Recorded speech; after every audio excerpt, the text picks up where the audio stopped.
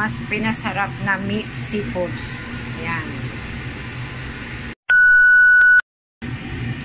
Sauce ng aking mixed seafood. Mas pinasarap na mixed seafood. Yung squid, pagkatapos ng sauce, ito namang shrimp. Ayan. Haluin muna.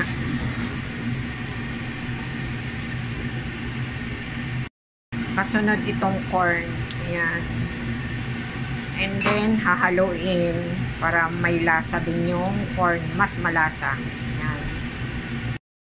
Then, ngayon, ilagay itong crabs. Ayan. Tapos, hahaluin. Inilalagay itong ginisang bell pepper. Ayan. Tapos, haluin din.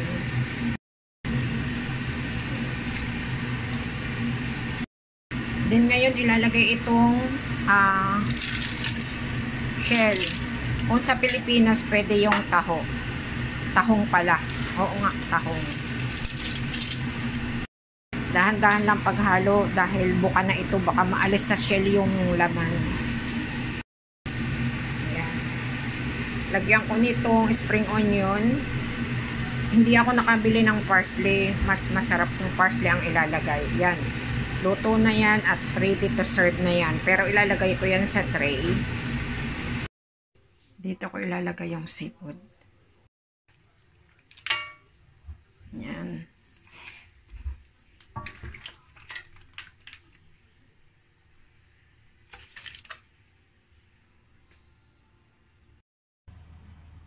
Ayan. Dahil wala akong taga-video, ubuhos ko na lang. Yan.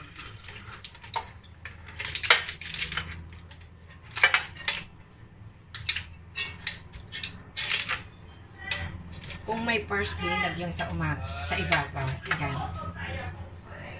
Ayan. Okay.